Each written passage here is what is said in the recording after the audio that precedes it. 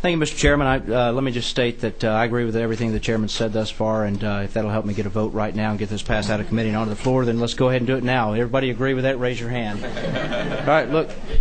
So, anyway, just sorry. I'm always trying to please, Mr. Chairman.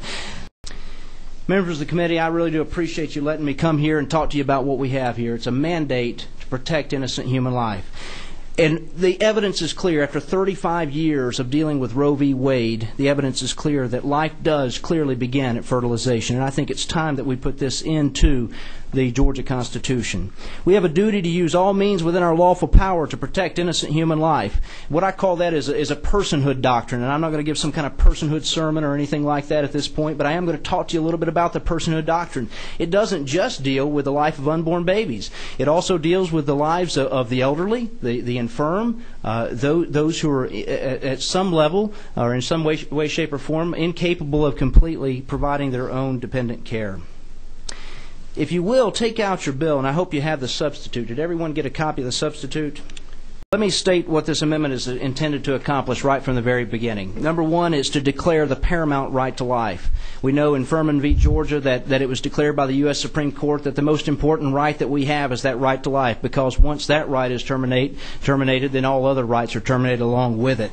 And so I want us to declare this in the Georgia Constitution, that the right to life is the paramount and number one right that we have. Secondly, this amendment makes clear that the word person, and if you look in paragraph or sentence B, Part B of the amendment, it makes clear that the word person applies to all human beings, irrespective of age, race, gender, health, function, or condition of dependency, including unborn children at every state of their biological development, including fertilization.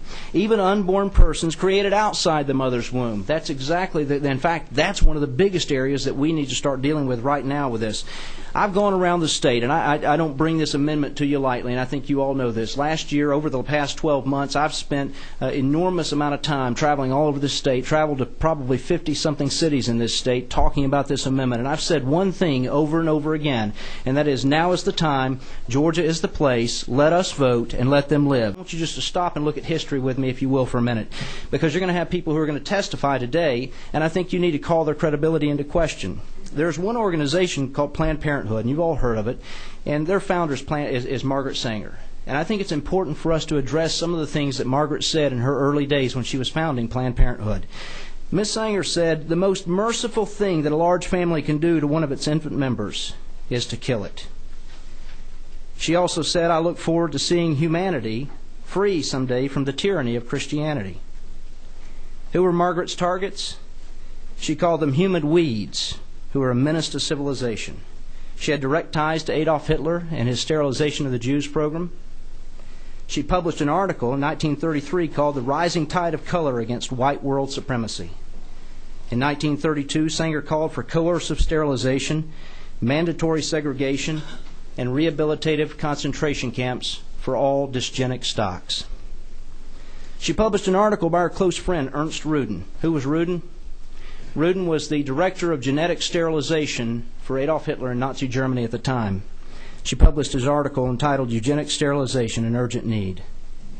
In 1933, Sanger published an article entitled "Selective Sterilization," in which she praised the Third Reich's ongoing racial purification program. Why is this important? Because I think you need to know about the beginnings of an organization whenever you hear their testimony today. And I think you do need to bring that does need to call into question their credibility. Let me tell you something. They've been pretty effective. Over the years, it took them 5 decades to begin to have real effectiveness in the United States, but by 1967, one state eased the restrictions for the first time on the killing of unborn. In 1970, 14 other states followed suit, and of course in 1973 you have the companion cases of Roe v. Wade and Doe v. Bolton, which of course eliminated any protection for unborn babies inside the womb through all 9 months of pregnancy with those two combined cases. Since that time, 50 million babies since 1973. Today, 25% of all pregnancies end in abortion. 25%. And so that's why we have a Human Life Amendment. And so what does it do? Number one, it declares the dignity of human life from the very beginning inside the mother's womb. Number two, it does, and this is where we get into the legal meat here, it does answer Justice Blackmun's question. In Roe v. Wade, Justice Blackmun said these words. He said effectively, if we were ever to establish the personhood of the preborn fetus, and fetus just means baby, if you were to ever establish the personhood of the preborn, then of course we would have to extend to the preborn equal protection under the 14th Amendment of the United States Constitution. The preborn would then have constitutional equal protection to life, liberty, and property rights. I've told people if you're not an activist, you need to become an activist. And this is important because you've got many calls, and I want you to know that I'm guilty. I did. I told people to call you, and I asked them to. I always told, and I hope they were polite, because I want you to know for a fact that I told everyone to be polite and that we speak the truth, but we speak the truth in love. And I hope that that's what's happened. And if it hasn't happened that way, then I want to say that I'm sorry it hasn't. I've been on the other end of that telephone as well, and I know how it feels. But I want you to know that I've always asked people to call you politely. And I've told them to tell you to let us vote. Put this on the ballot. Let the people of Georgia vote on this. Perfect it. Get it ready. Make sure that there are no unintended consequences. Absolutely. But put it on the ballot and let the people vote. I told them to contact the local media, write letters to the editor, and I think their kudos goes to Georgia Right to Life for their tremendous work. Probably all of you, I guess, have been to the personhood.net website. If you haven't, you need to go to that website because it's important. I mean, nowhere, I don't know of another website that more exhaustively deals with this issue of personhood from a constitutional law perspective than that website. And so I think kudos do need to go out to Georgia Right to Life for their hard work on this issue and for the way that they represent it so in such a dignified fashion. In 2007, Mike Stone, pastor of Emmanuel Baptist Church, stood on the steps of this Capitol, and he said these words. He said, "I stake my claim along with the wisest man who ever lived next to Jesus Christ, when Solomon declared in Proverbs 31, 'Open up your mouth for the speechless.'" Pastor Stone continued. He said, "As for me, I cannot be silent. I will not be silent. I must not be silent." So members of this committee, Mr. Chairman, members of the audience, I take my stand on this today. I will not be silent. I do believe that we should open up our mouth for the speechless, and I ask you to help take a stand with me and say that now is the time. Georgia is the place.